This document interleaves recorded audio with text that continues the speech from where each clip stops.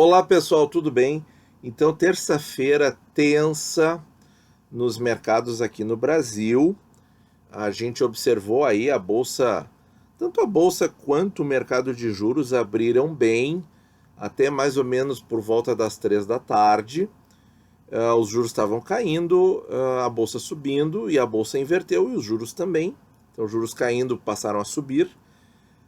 Por volta das 3 horas, quando o Tesouro fechou, ficou fechado aí por pouco mais de 40 minutos e reabriu com praticamente as mesmas taxas antes do fechamento, tá? Então o Tesouro não transmitiu, pelo menos na terça-feira, 12 de maio, as tensões que aconteceram no cenário geral político-financeiro econômico, tá? Então o que nós vamos... Bom, vamos mostrar para vocês o movimento que houve na taxa. Então a gente vê aqui, ó, claramente, ó, que ali entre 14 e 15 horas, ó, houve uma subida e às 15 horas dispara, né? Dispara aqui, que é o efeito, aquele efeito da irracionalidade no mercado que todos vocês já me viram falando sobre, né?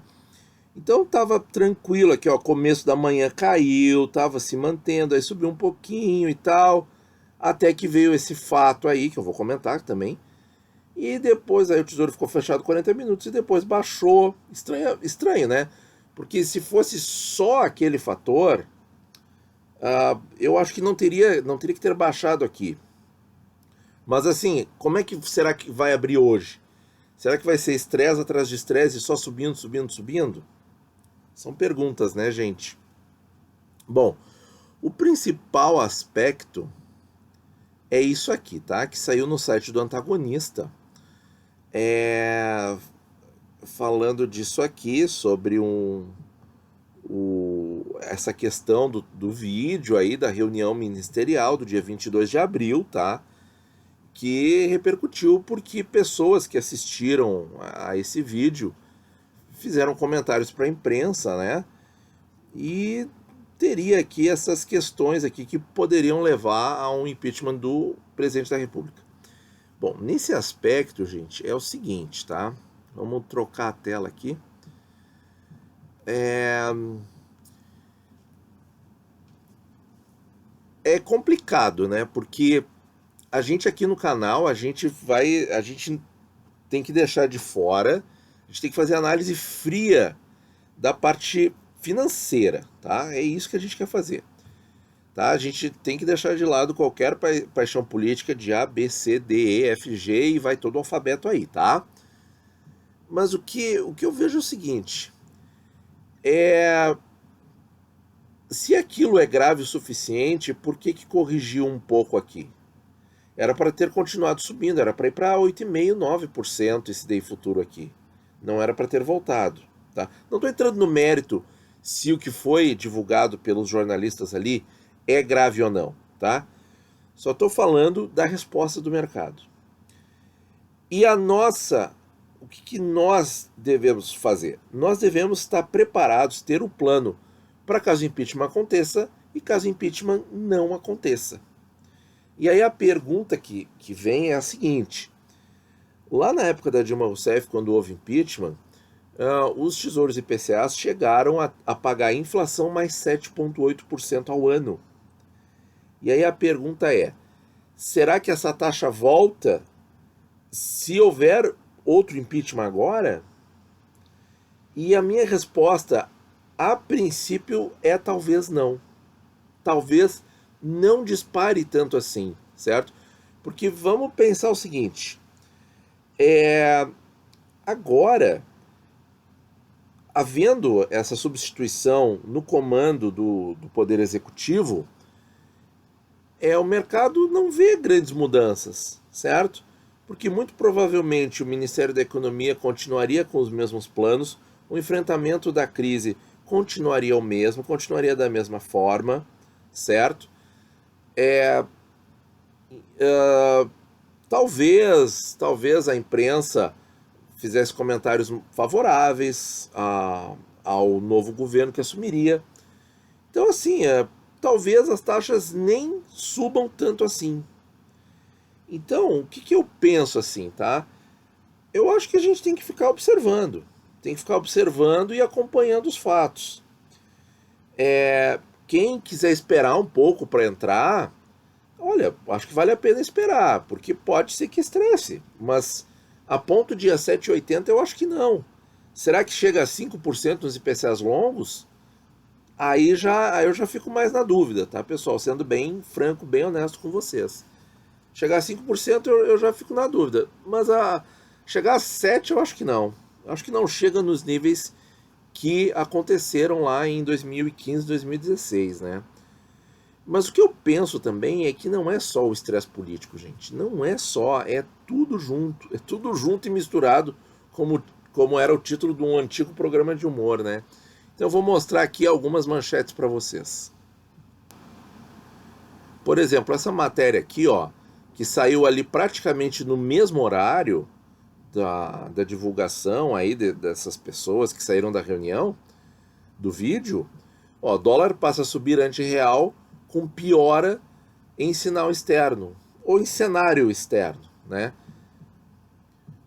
Outra questão aqui que a gente vê também, aqui a análise é longa, tá? Vou deixar todos os links na descrição, ó. Cenário conturbado no Brasil, bom, isso pode ser pela política, e protecionismo complicam perspectiva para investimento no pós-crise.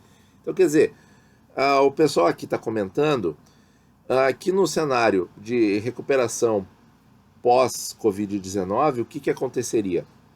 As economias ficariam mais fechadas e com medidas protecionistas, ou seja, tentando proteger os seus produtos e a sua indústria. E nesse cenário, o Brasil, que é um país exportador de commodity, pode ficar bastante prejudicado. Então, isso aqui saiu praticamente, ó, saiu às 2h30, saiu um pouco antes, né, dessa questão aí política ter estourado na mídia. Nós temos, bom, aí aqui nós temos a fala aqui do ex-ministro da Justiça. E o outro dado, pessoal, é isso aqui, ó, tá? O presidente do Butantan, a gente não quer falar em alarmismo, né? Mas o Brasil pode se tornar um dos epicentros da epidemia de coronavírus. Então isso aí é muito sério, porque à medida que o mercado começa a ver que a quarentena se estenda, os prejuízos vão ser muito piores e a quebradeira vai ser muito mais intensa e o fiscal do país vai ficar muito mais comprometido, certo? Então, isso aqui, na minha opinião, é a maior preocupação, tá? Isso aqui é que eu acho que é o mais importante.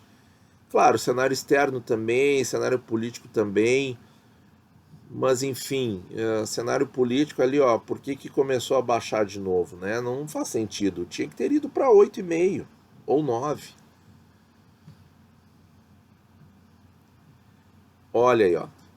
Ibovespa vira para queda com exterior e notícia sobre vídeo da reunião do presidente com o ex-ministro enquanto era ministro. O dólar vira para alta. Tudo trocou, né? Tava indo ali numa relativa estabilidade e a coisa mudou de uma hora para outra.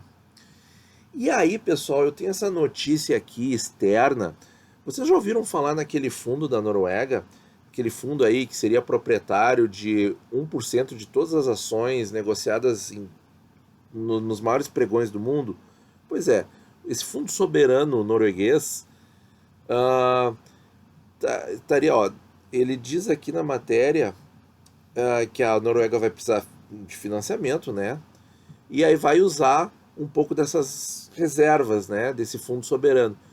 E aqui diz na matéria que eles vão liquidar aqui, ó, vamos ver se eu consigo achar o parágrafo. É que eles assim, ó, eles estão vendo assim que o pagamento de juros e de dividendos aqui do fundo vai ser menor do que as necessidades deles. Então eles vão ter que sacar um pouco mais do que o que eles receberiam normalmente, certo? Então isso aqui, vejam só, pessoal, isso aqui pode gerar uma queda meio forte no mundo, porque pensa bem, o maior fundo do mundo, com 1% de todas as todas as ações, todos os ativos do mundo, né, vai fazer um resgate grande, pessoal.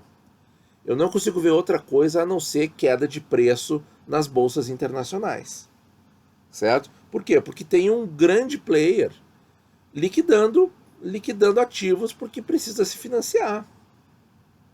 Então isso aqui eu acho também extremamente preocupante, porque isso aqui vai impor um estresse forte na economia mundial, e aí já tem Estados Unidos, zona do euro e Japão com juro zero, já tem o presidente dos Estados Unidos falando defendendo o juro negativo nominal lá nos Estados Unidos. Já pensou o Federal Reserve largar uma ata aí e dizer que num domingo, né, largar antecipadamente e dizer, olha, agora o nosso juro é menos 0,5%, é -1%. Então, pessoal, a coisa está caminhando assim por caminhos sinuosos, tá? Para a gente usar aí um eufemismo e também, né, dar aí algum entendimento da nossa preocupação aí com essa situação, né? Então, gente, eu acho que tem muitos fatores, tem muitos problemas, tá?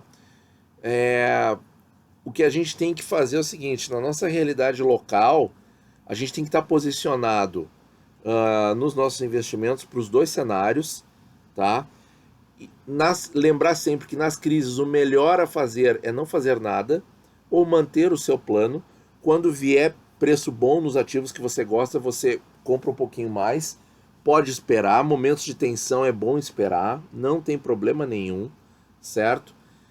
Outra coisa importante que eu vejo é o seguinte: a questão da doença, certo? A questão da doença. A questão assim da economia só vai voltar quando os números de casos novos e de mortalidade reduzirem, certo? Por isso que fica claro, né, que tem que se evitar essa transmissão, né, o máximo possível, para que a nossa sociedade consiga sair dessa situação o mais rápido possível, né? Então, pessoal, dias tensos, infelizmente, não são notícias boas, tá? Mas a gente tem que dar aqui a realidade para vocês, que é o que eu gosto de fazer no canal, tá? Falar aí a verdade, tudo que está acontecendo. As taxas podem dar uma disparada hoje ao longo do dia, e nós temos que estar preparados para isso. Por isso aquela coisa, né? Nunca queimar toda a reserva de oportunidade se você tiver. Se você não está podendo investir agora, tudo bem. Se concentra na quarentena, se concentra na sua atividade, na sua família. E acontecendo mais fatos, a gente comenta aqui com vocês, tá? Eu ainda quero comentar a questão do leilão, né? Nós tivemos leilão, e comentar do Copom também, tá? Mas isso eu vou deixar para outro vídeo, que esse aqui já ficou meio longo, tá? Então, pessoal, muito obrigado por ouvir. Bons investimentos a todos.